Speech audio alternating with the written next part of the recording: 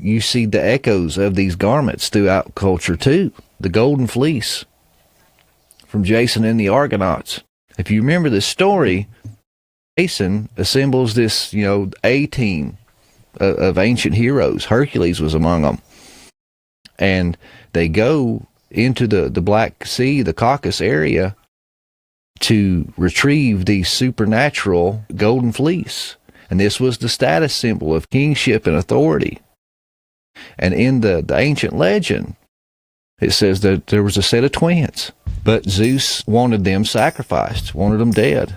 Athena feels sorry for them, and she goes down and she provides them a golden ram that can fly to escape the wrath of Zeus. And they get on this ram that flies off. Well, on the flight, the woman falls, just like Eve, falls and dies. But the man is alive, and the ram lands in this sacred garden called the Garden of Ares. And Athena comes down and says, well, the woman's already died, so we have to offer a sacrifice on your behalf to appease Zeus. So kill the ram, and that will be your substitute, and Zeus will be happy. So Phrixus kills the ram, and then he removes the ram's golden fleece, and he hangs it on a tree in the midst of the Garden of Ares. And there it is guarded by a great serpent. Tell me you don't see the Garden of Eden, this tree, the supernatural garments, and the serpent guarding it in this story. And it's the status symbol, the symbol of kingship and authority. Disclaimer.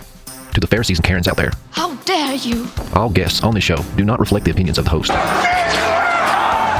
The purpose of this show is to have interesting conversations, stretch our minds, and grow. Not what we want! If you are looking for an echo chamber, viewer and listener discretion is advised. You talk about extreme.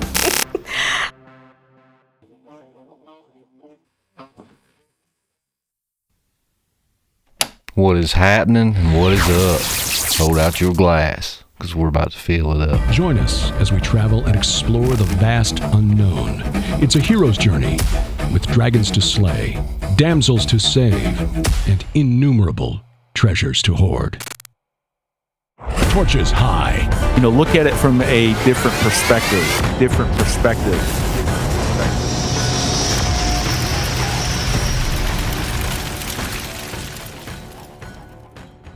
All right, ladies and gentlemen, we are live again. Welcome to the 643 Double Play. I'm your host, Hank, joined by my co-host, Chef Kyle. And this week, we are joined by author of the Epic of Esau, newly released book that you can find on Amazon. The link will be in the description of the show. Author Doc Brown. Good sir, how are you? Hey man, I'm doing well. Hey, thank you guys for having me. Oh man, it's a pleasure. Like we were saying just shortly go off the stream, that we've been listening to your story, and it's definitely something that caught me by surprise. I haven't quite heard the Bigfoot Esau connection quite pitched the way that you did. More or less how Esau actually, the whole sacred garments story that you were talking about was just fascinating, because like I said, growing up, in the Church of Christ, they don't deal with too much fun stuff, we should say, in the Bible.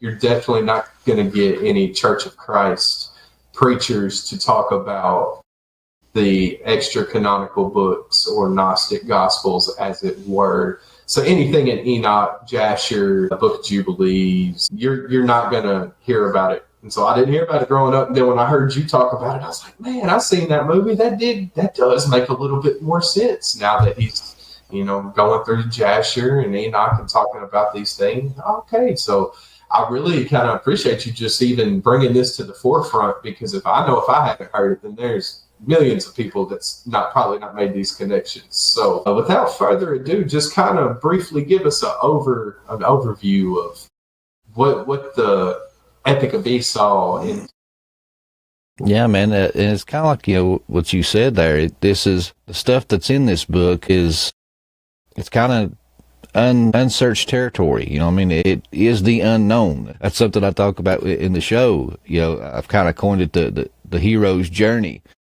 And I was like, you have to go into the unknown. You have to slay the dragon, rescue the damsel, hoard up the treasure.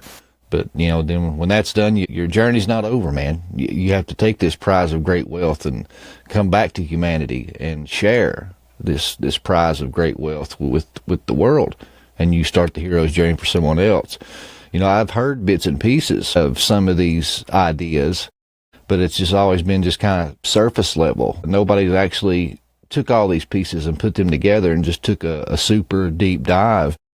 And it's honestly just, it's amazing to rediscover a thought or an idea that these ancient people held. As I went through and gathered these pieces, I started making my own hypothesis and connections on things.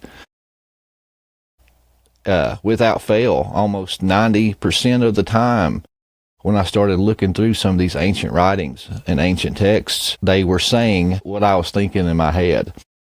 So it was like, Solomon said it best, nothing new is under the sun. They will marvel and say they found this new thing, but no, it is an old thing that was just lost and now being rediscovered. And same thing with me, even in my church.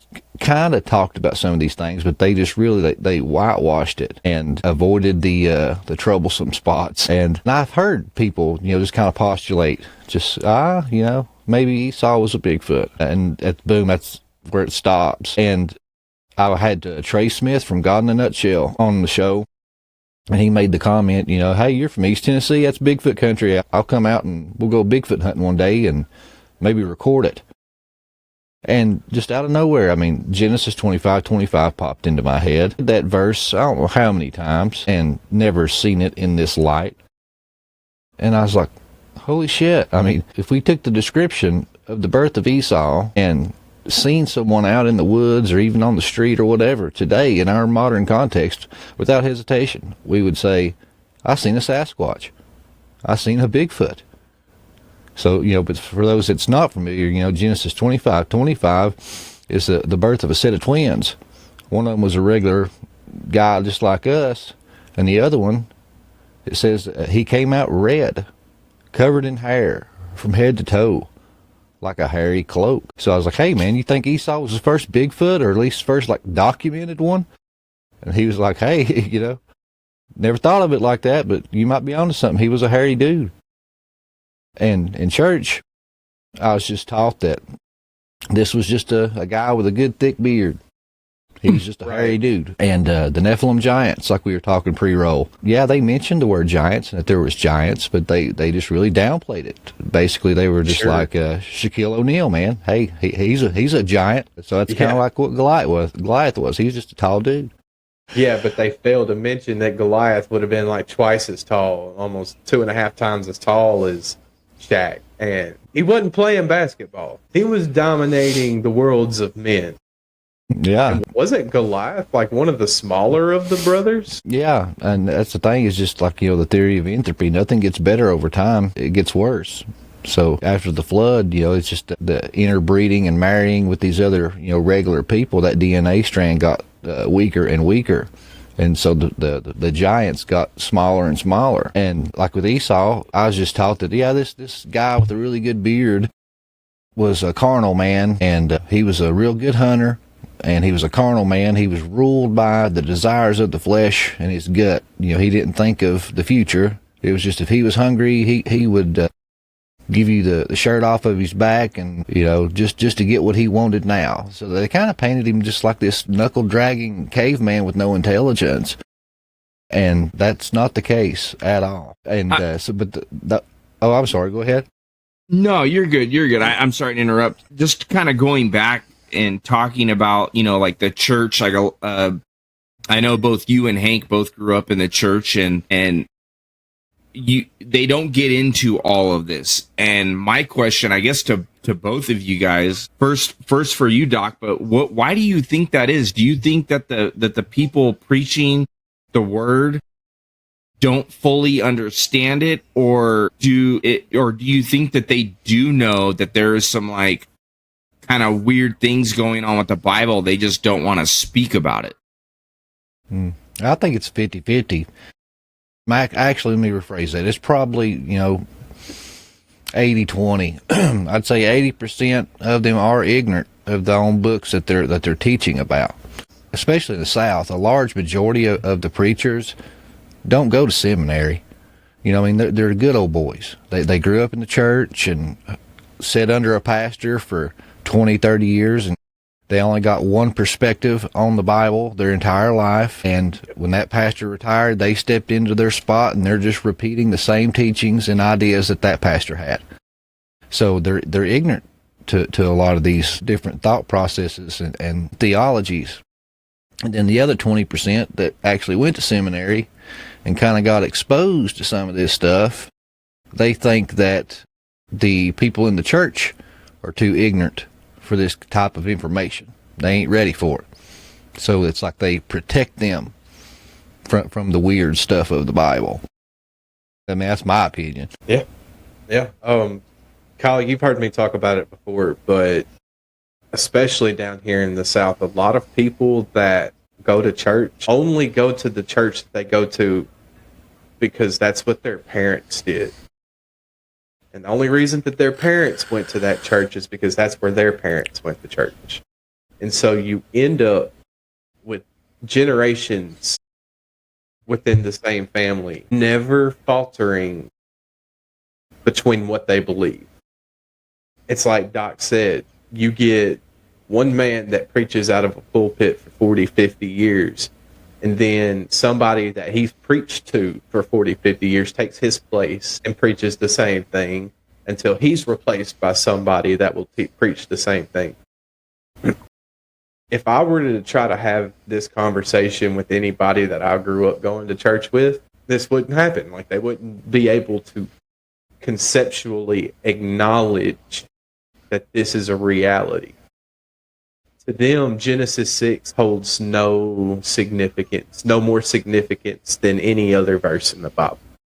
To them, Esau was just some dude with an unruly beard. He probably wore his hair a little too long. He probably had some thick old Jason Kelsey eyebrows, probably looked a little teen wolfish, but no, he wasn't some dude that literally deceived. His father felt his brother wearing the sheep or the fur of a goat, and his dad thought it was Esau. Like, this is how hairy this dude was like, yeah, his dad literally put hands on him. It was goat's fur, and he's like, okay, you're Esau. Okay. That's not just an unruly beard and bushy eyebrows. You know what I'm saying? This is something entirely different. And before you ever knew about Esau being born red, which I'm assuming was tonight, right? Yes. What did you know about people with red hair? What's the running joke with redheaded people? Nephilim, possibly having ties, different blood type, very rare. Here you go. So Doc, let me ask you, because Kyle likes to butter me up to all of our guests when we have Bible talks, and he likes to paint me up as some learned man of the scripture. And while I did grow up in the church, like, I'm not a theologian by any stretch of the imagination. I've got a very rudimentary understanding of what I understand. The more that we've done this podcast, the more reluctant I've actually gotten to talk about this stuff, because I've realized there's a lot that I say I believe, but I can't explain why I believe it. And so do I even believe it? And so right. I kind of just like, maybe I should shut the hell up before I get somebody else's soul in trouble. And then that's on my hands too. But anyway, let me ask you this. Who was Esau's father? Yeah, Esau's father was Isaac, the promised son of Rebekah and Abraham. How do you think Esau's DNA ended up like it was for him to be born redheaded and cloaked in hair. Do you think there was some some Nephilimic tomfoolery that was going down, or was there something with Isaac that allowed him to pass down this to Esau himself? Yeah, and man, obviously, if we look at the birth, he was obviously different. And when Rebecca became pregnant, in the story in Genesis, it says that, she was getting up there in age and hadn't produced any children, and she was barren, and she was worried. And in the ancient world, that was the woman's job duty. Her worth was wrapped in to producing offspring, and more specifically, a male heir. And so she was worried that, if she couldn't do this, that he would just toss her to the side and replace her with a younger woman that was fertile. And so at her birth, this angel of the Lord appears to her and warns her, and he says, 2 nations, 2 peoples are in your womb, and they struggle together within your womb. And he said, one shall be stronger than the other. He says, but the younger shall rule over the older. So if to understand anything properly, you have to step into the mindset of the person. It says the Spirit of God came down and hovered over Mary and impregnated her. You got the angels coming down in Genesis 6, breeding with the daughters of men, creating these hybrid beings. You go into the ancient legends and mythos of the Greeks and many other cultures. You have like Hercules. A lot of people fail to realize Hercules had a twin. His brother was completely normal human, but he had a different father. He had Zeus as his father. So you had a normal child and a child that was the offspring of a heavenly being. Perseus had a twin, and once again, regular human brother. He was of semi-divine origin. So why would this be any different from the rest of them? So, and we can argue back and forth, was this a physical thing? Did the serpent, the Nakash, Satan, come down and have sex with Rebecca? Or was this a spiritual thing? Like, he just kind of hovered over her like the Spirit of God did with Mary? I mean, we don't know. The text just doesn't say. But I postulate in the book and that when Isaac went to go get a wife, he goes to the land of Haran. And when you look at the history of the people of Haran, they were pagans. They worshipped many gods. And one of those gods was named Samquain. And you hear about him in the Epic of Gilgamesh, because this guy Enkidu, that's also covered in hair from head to toe, is said that he was made in the image of this god. And he was covered in hair from head to toe. And, you have Faunus in the Roman pantheon, Silvanus, Pan. All of these, fertility gods were covered in hair, and they were like these wild, beastly, kind of chimera guys. And the handmaiden also came with Rebecca back with Isaac. So, and when they go to get her, they talk to their father, and it's like Eleazar, the cupbearer of Abraham, was like, I'm here to get my master's son a wife. He worships the God of Yahweh, and we're interested in your daughter there. And he says, this Yahweh, we can speak neither good nor evil of this God. So that shows you they didn't even know who he was, because they worshipped all these other gods. So I pose the question, with her being as desperate as she was, barren, not be able to have a child, and afraid that she was going to be cast out, would it be out of the question for this woman that came from a foreign land, worshipped these fertility, hairy gods, to pray and maybe offer sacrifice for her womb to be blessed? And then the result is Esau. Or even unbeknownst to her, maybe the handmaiden prayed to this fertility god and offered some sacrifices for her lady. But either way, I mean, you have this guy that was born looking like these fertility gods, covered in hair from head to toe. And like the ancient Jewish texts, like Louis Ginsburg, he compiled a 9-book series called Legends of the Jews.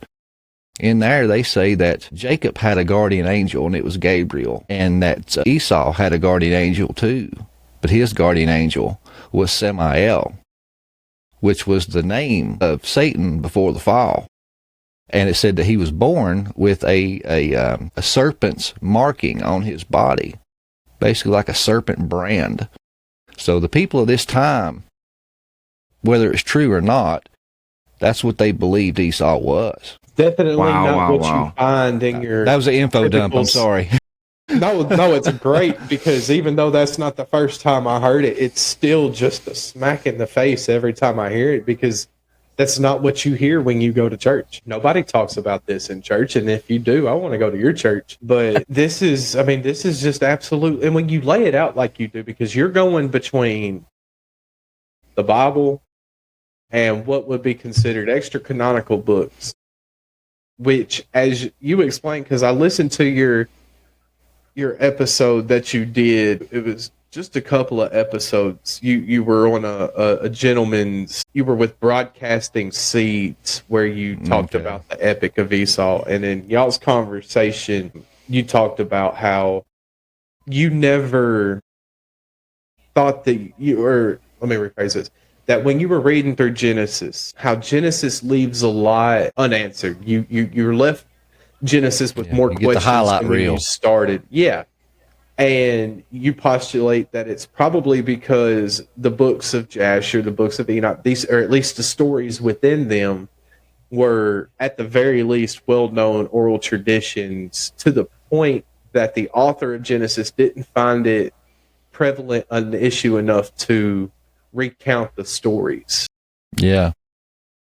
A created being that's lower than him in his eyes. That alone. But when you read it would in make Genesis Satan hate 3, you. Genesis 3 just skips right over it. You get one little brief 2 sentences about Adam being cloaked as he's getting the boot out of the garden, and that's all that's mentioned of it. At least in what we recognize as the Bible today. Yeah. If you didn't go back and read these extra canonical books, you wouldn't have the information that we just discussed. Yeah. And see, this was the birthright. You keep hearing about this birthright. That's what it is. Because it all deals back to blood. Yeah. Bloodlines and authority through blood. Yeah. 100%. So the eldest chosen line got this garment passed to them, and this was the symbol of kingship and authority. It was the signet ring, and it travels down and it follows it. It goes all the way through Adam to Seth to Enoch to Methuselah to Noah, and the book of Jasher says that these garments were on the boat with Noah coming over the flood, and that in Ham's going out, Ham steals these garments, steals the birthright, and then gives them to Cush. And it says that Cush hides them.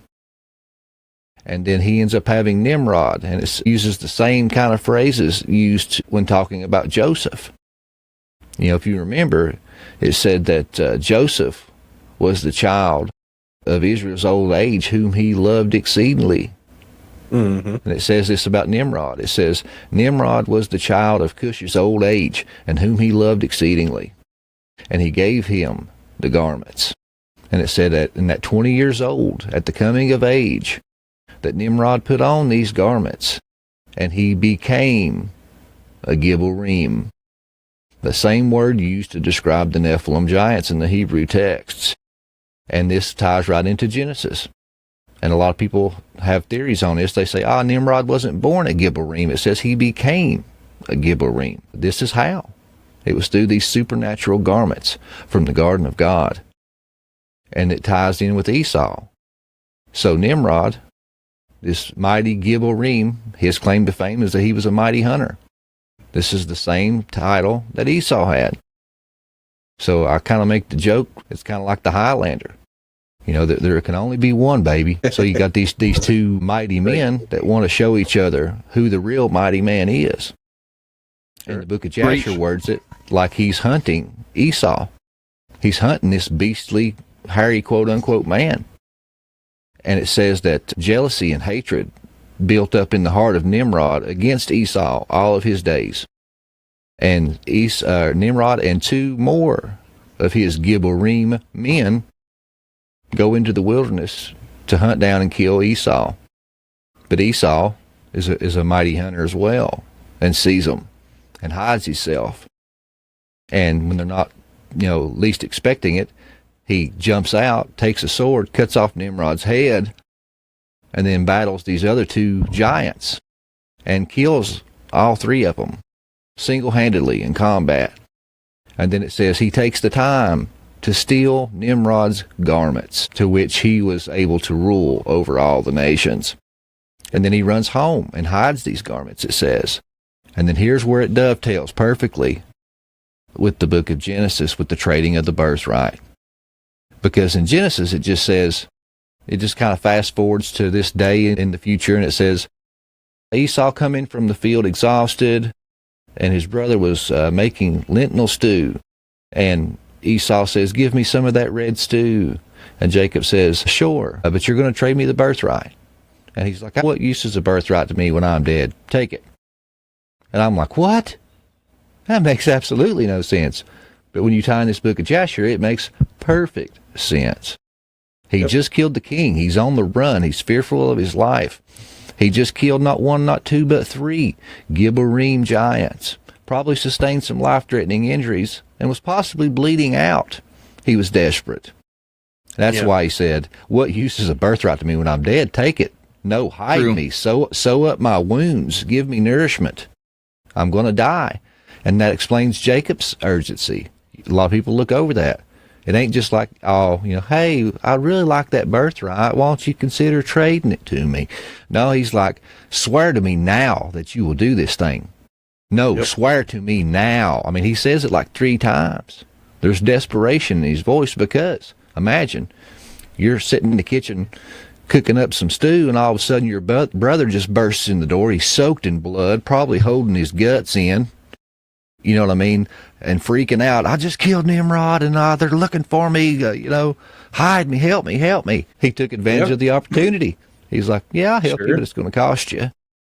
And he knew that it wasn't just something as simple as saying, you can have my birthright, because it wasn't something that was given to him as simply as that. No. And the thing is, I think it was a deception too. Because think about it. If you're about to die, you'll agree to anything. Sure will. But once you make it, it's like, oh, God, please save me from this car wreck. I'll stop smoking. I'll never smoke another day in my life, God. And then you make it through the car wreck and you're like, oh, man. Yeah. You know what I'm saying? Because like the blessing of Isaac is kind of like you going to the lawyer's office and they stamping that paper. Now it's official. Because if he meant to honor his trading, of this birthright to Jacob, when his father called him into the bedchamber and said, son, my life's fading. I want to taste your game one more time. Go hunt, bring me some tasty meat, and I will give you your blessing. He's like, all right, Dad, I'll go do it. He takes off.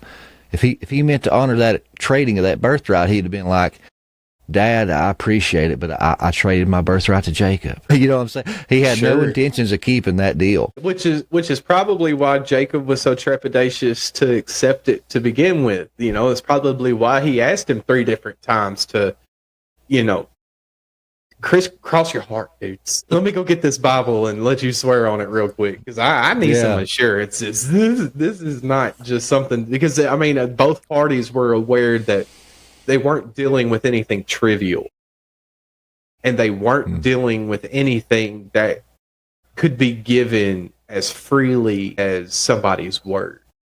You were. I would venture so far as to say that in order to properly for Esau to pass that birthright on, there probably would have had to been something involving blood go down between them two, whether it been some form of contract or whatever, but you don't just hand your birthright off by saying it, that, because we're dealing with people who lived in a world where everything, whether they thought about it as not, we look back at it through the lens of pretty much everything they did was a ritual, one thing or another. Everything about their life was intentional. especially with. So I just don't think it was just something like you're saying. I very well do believe that Esau was like, fingers crossed behind the back. Like I will say whatever it takes for you to help me put my guts back inside of me right now. Yeah, that checks out, man. And with those garments too, I love looking at comparative mythology. When you look at other cultures and their legends and their lore, their quote unquote mythology, when you see common themes across the board, to me, that signals that there's a much more ancient source. It's a shared story.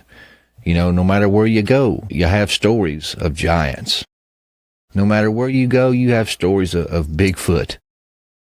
I think that's and I heard you explain this on the show the other day, and I kind of have a different take on why there's so much similarity. Well, I'm going to the garments. I mean, I was just saying, just using these as kind of like to tee it up. But you have this with the garments, and this, I didn't talk to Broadcasting Seeds about this, but you see the echoes of these garments throughout culture too. A lot of people look over it. One example that I use is the golden fleece from Jason and the Argonauts.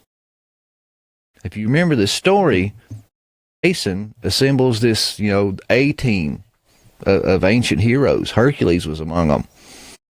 And they go into the Black Sea, the Caucasus area, to retrieve the supernatural golden fleece. And this was the status symbol of kingship and authority. And in the ancient legend, it says that there was a set of twins, once again, and it was a male and a female. The guy's name was Phrixus. I can't remember the girl's name now. But Zeus wanted them sacrificed, wanted them dead. Athena feels sorry for them, and she goes down, and she provides them a golden ram that can fly to escape the wrath of Zeus. And they get on this ram, that flies off. Well, on the flight, the woman falls, just like Eve, falls and dies. But the man is alive, and the ram lands in this sacred garden called the Garden of Ares. And Athena comes down and says, well, the woman's already died, so we have to offer a sacrifice on your behalf to appease Zeus. So kill the ram, and that will be your substitute, and Zeus will be happy. So Phrixus kills the ram, and then he removes the ram's golden fleece, and he hangs it on a tree in the midst of the Garden of Ares. And there it is guarded by a great serpent. Tell me you don't see the Garden of Eden, this tree, the supernatural garments, and the serpent guarding it in this story. And it's the status symbol, the symbol of kingship and authority. And only through the supernatural aid of the sorcerer Medea is Jason able to get these garments. And when you go back to the Bible, Isaac was the firstborn son. God wanted him sacrificed. What happens? They go to a high mountain, and right before he stabs his son, the angel of the Lord appears. And what does he provide? A ram as a substitute for the sacrifice. He does, don't he? That's These wild. Are all echoes of an ancient source. I'm not saying the Bible's not true. Don't take what I say and twist for anybody listening. No, this is the original ancient story, and you have these fallen angel perversions and retellings of this story. Kyle, ain't that what I've been saying forever? Maybe. Yes, of course. No, seriously, that's my explanation as to why there's so many different similar retellings of everything, is because, Kyle knows, like, I draw it all back to John 1:1. In the beginning was the Word, and the Word was with God, and the Word was God. And I deduced that while that Word is a separate entity, that Word is probably the law, the law of reality, of God's reality, in a sense. And so, like, everything that we recognize as reality came from that Word that was separate but with and was God. And so that means that obviously Samael or Lucifer or whatever had to come from it. And if he's literally made from the same essence that is that word, who better than to twist and pervert what God's word was than somebody that's made of it? Like, that takes a whole different meaning to knowing the word inside and out when you're literally made from it, you know? And so to me, that's why there's so many, because what better way to get you to believe a lie than to give it to you fed in between some truths? And that's just like the Mesopotamian texts. You know, a lot of people will say, oh, they predate the Bible, therefore the Bible's bunk, and, you know, and all that. And I'm like, the first of anything is not the best. Do you think a Ford Model T is better than a modern car we have today? I'm sorry, if you believe that, you're a fool. And, another thing is, if we believe the biblical narrative, what happens? These fallen angels rebel. They're cast out of heaven. Of course you're going to get their story first. They were here first. Yeah.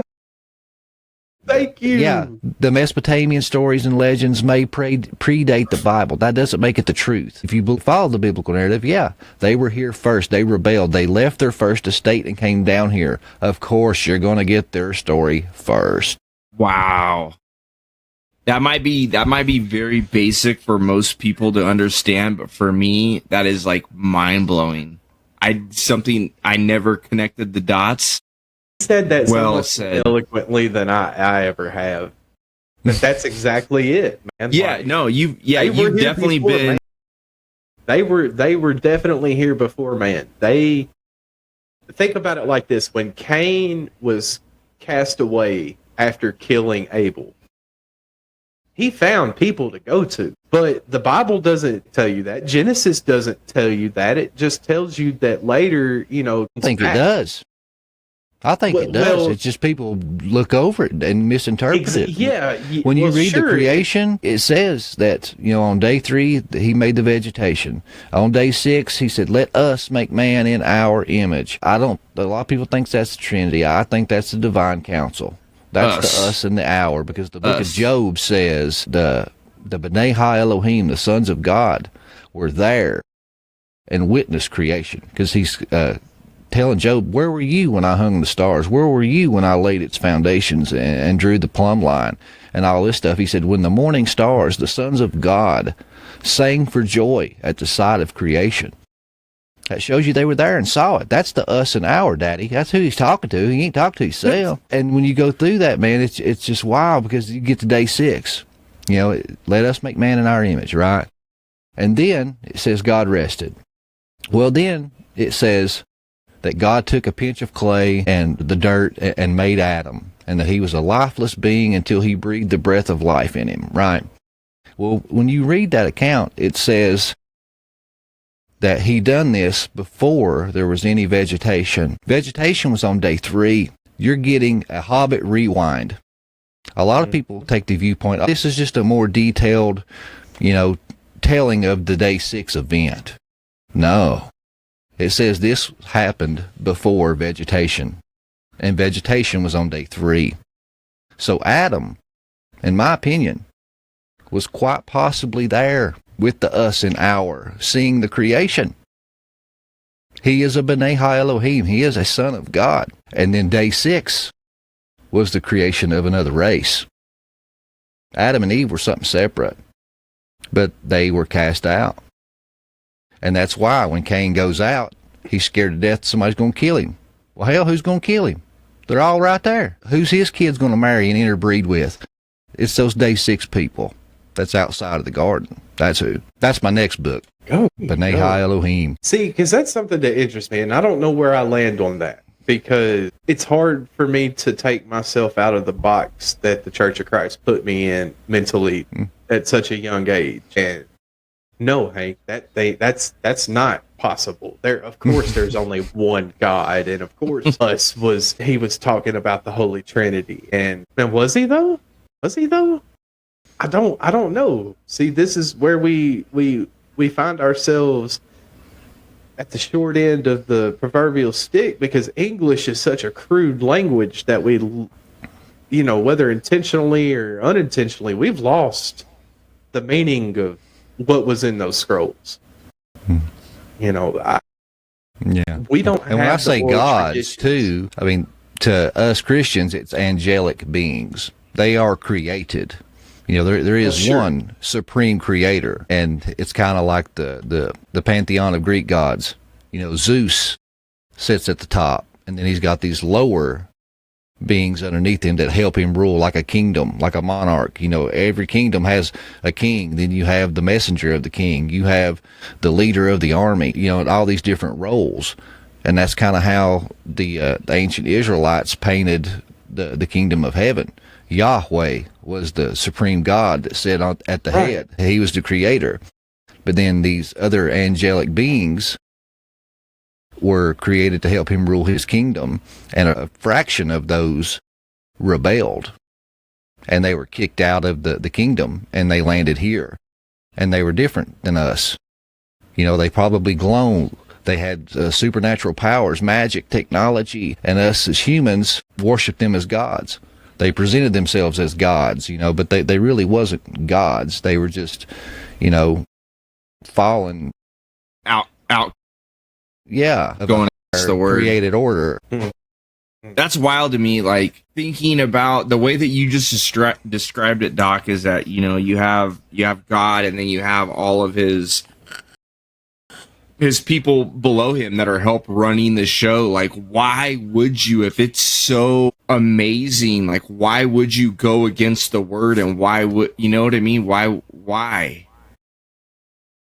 Is it because you're searching for? If you literally had your position and authority stripped from you and given to what you perceive to be a lesser being, you know, of course you're going to resent that person that received your blessing. That's your, not just birthright. You were created into this position. You know, like the archangels were, you know, if in this heavenly hierarchical system, Yeah. they're above the run of the mill angels. They're not just punching the clock. They're your supervisors and your foremen. They're the generals of the armies. They're the ones, you know, hands on. They get to go sit with God and get the directions, and then you don't need to go to God. You come to me, I'll take care of it. You know, Chain of command. Okay. Chain, right? And so when God was like, you know what, you don't deserve this anymore. I'm gonna give it to this dude, and you're like the dude that, like, The new guy? poops, The guy The new- started? The new the guy. dude that has to breathe. You mean that thing? That's what you're gonna give this to? I'm gonna destroy him and all of his for the rest of eternity. That makes a little bit more sense. I get that. Okay. Wow. His head hurts. br- Watch him over there massaging his face. Dude, it really does. And Doc, I do this from time to time. I look at myself as a sponge, if you will.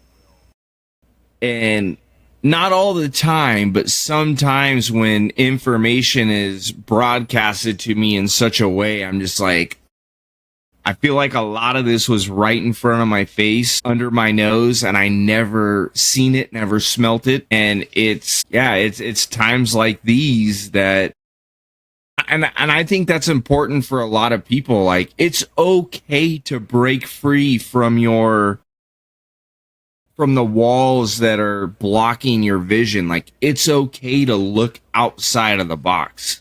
It's okay. And for a lot of people that focus on like mainstream religion, mainstream media, they get so caught up in the circus where it's just a day-to-day routine where, This you know, is all anything, it is.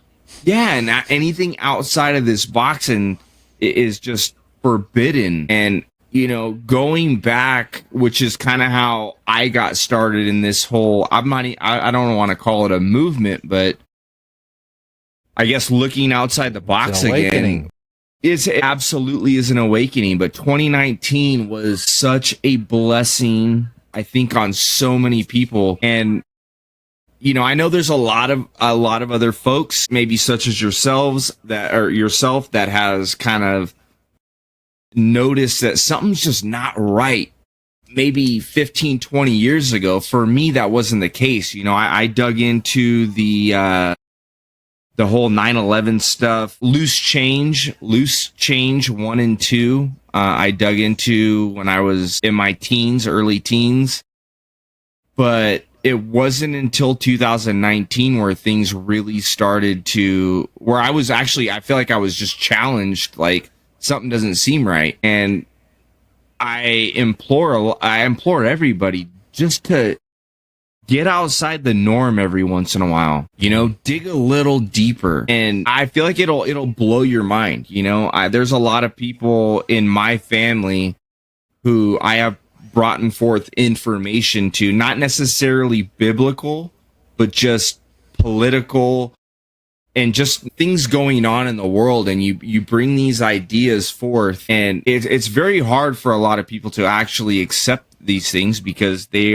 have been trained and brainwashed to think this way. And a lot of folks, it's really hard when you're told your entire life this is what you should think, and you actually believe that, and you put all your energy into that, and then you have somebody else telling you, like, no, like everything that you've been told was a lie, essentially. Whether that be, there's obviously a plethora of topics that I can apply that to. Yeah, paradigm busters, man. It triggers most of the time flight or fight reflex. But very few people can sit and hear out a matter that's totally outside of their paradigm or perspective and entertain it and possibly change their mind. There are very few, far in between. The ones that you're unable, I don't know about you, Doc, but like, I'll ask you, do you have any, because we've just kind of been focusing on this one topic. I would presume that there are other things that have happened historically that you may or may not have challenged the narrative that you've been told. Is there any family, like, how does that work with your family? Is everyone kind of on board with your thoughts on things? Do you share this with certain family members and friends? Yeah, honestly, I'd say some of the people that maybe just catch little clips, like my family or something, or friends, about some of the stuff I talk about, they might think, I'm crazy, or maybe I'm just making up stuff for attention, or clicks on YouTube. But the ones that I get to talk with and, reason with them like I am with you, here today, and show Bible verses and historical references and stuff like that, they're open to it. And I have, changed some minds on some people. And like my mother, for instance, she grew up in church her whole life, and she was one of those under the same teacher for years and years. And like my book just totally blew her mind. And she's like, no, I believe it. She said, you laid it out good. She said, you had all the Bible verses there side by side. It wasn't left up to me to look it up. No, you put the receipts right there. You said, here's the verse. Boom, copy pasted it, and now that you've read it, here's what I think about it, and here's 4 more other verses that put a pretty red ribbon on it, So she said, no, she said, it's just crazy, the stuff that's, like you said earlier, it's right under your nose, and you just look over it. I love the way that you kind of broke your book down. Now, I don't have your book in front of me. I don't own it yet.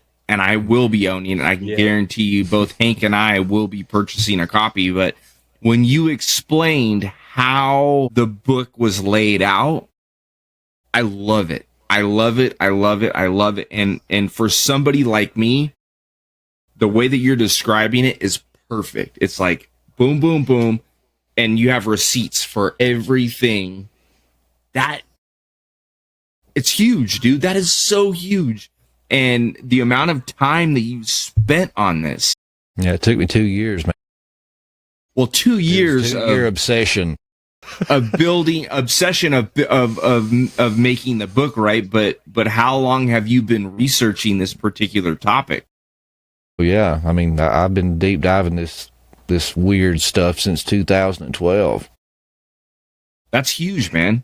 That's huge. And dude, don't ask me how I have a fly. Somehow it's cold as shit here. I have a fly that's flying around and landing on my camera lens. I was about to ask you if you had a spirit going back and forth, or maybe like a cat's tail that was just out of reach, or right there at the edge. No, and don't let my degenerate tattoo here. I always get a little freaked out because I feel like some people might see it as like some red, like upside down. It was just a very big mistake. I can assure you, sir, that is not the case. Yeah, made some mistakes a little back when, but ain't we all, man? Ain't we all? Yeah, you're telling me. But yeah, so as we wrap this up, man, I know it's getting late on your end, and we've kind of already. Is there anything else you want to plug as far as your book goes? And not only your book, but I want to get into. I know you have Prometheus Lens. You have I forgot the name of it. It's not Patreon, which I find super awesome and interesting. But you have another link or subscription to where you don't have to listen to any of the ads, and you get a little extra content. Can you tell us a little bit about that? Yeah. So you can, a lot of people go to Apple and Spotify to consume their audio content, and YouTube. And I discovered this thing called Supercast. And so it's frustrating when you find a podcast that you enjoy and you want to get the bonus episodes and the extra content and the ad-free content, and you have to get off of your app that you use to consume all your content and log into this third-party site, like Patreon, and click all these different links and watch them, to the side, and can't turn it off and put it in your pocket because it turns off the audio and all that frustrating stuff. But Supercast is like Patreon, but when you sign up for it, it links to your favorite player. So once you sign up, you just, click, your Spotify, your Apple or Podbean, whatever you listen to consume content, and it links it to your account. So if you sign up for my Supercast and you love listening to your content on Spotify, you pull up your Spotify app and boom, you have a new feed of the Prometheus Lens that has like a little lock icon next to it. That's the private feed. And everything that I upload to Spotify goes on there too, and it's ad free. And then all my bonus content that is behind the paywall is also in that feed. But at the same time, it does operate like Patreon. You can log into Supercast, and there's video content on there like YouTube. There's messaging boards. There's Ask Me Anythings, links to Facebook groups, and all these other things. So you can use that, just as you use Patreon, but it syncs to your favorite player. So I think that's an amazing feature. When you mentioned that, to be quite honest with you, I had never heard of Supercast before, and I love the idea because I've gone the Patreon route, I've gone the Rockfin route, and those all work, and that's cool and dandy. But it's an extra. I like listening to my stuff personally on Apple. That's just my go-to, and occasionally I have some buddies and fellow podcasters that only do their stuff on Spotify. But what better way? That's genius. So yeah, I love it, man. I love it. Hank, I don't know if you got any parting words before we let Mr. Doc go. I've got your book in my cart. I'll be nice. I'm really looking forward to getting that in and reading it, and hopefully when we do get it in and we get it read, we can have you back on and try to hit some highlights throughout the book or something, or have a completely different discussion or whatever. But I know we didn't touch it all tonight. I don't think there's any way within an hour and a half you can cover everything. Even this book's 270 pages. Even when you go into the genealogies, that's a fascinating discussion. He marries into Nephilim giant clans, births the Amalekite race whose name means the blood lickers. According to the rabbinic traditions of Rashi, they were shapeshifters and sorcerers. And that's why God said, kill every man, woman, child, and animal, because they were known to shapeshift into animals to avoid capture. I love it. Well, part 2. Quick, plug anything you want to plug before we get out of here, and we will make sure that we have all these links in the show notes for anybody that wants them. Well, thank you, man. I appreciate you guys having me and giving me your platform to talk about some of these topics, and I just really enjoy these discussions. But yeah, man, the podcast is Prometheus Lens Podcast. The website, I have a website, but I'll be up front with you. I don't update the thing like I ought to, but it's there. PrometheusLensPodcast.com. I have a store on there with some merch and shirts and coffee mugs, different things like that. You can sign up for the Supercast behind the paywall membership for that. I have two tiers. I have a $4 a month tier that gets you all of the content ad free and 48-hour early access to all episodes. Then I have a $10 tier that gets you that, but it also gets you the members only episodes. And then once a month I do a members Q&A.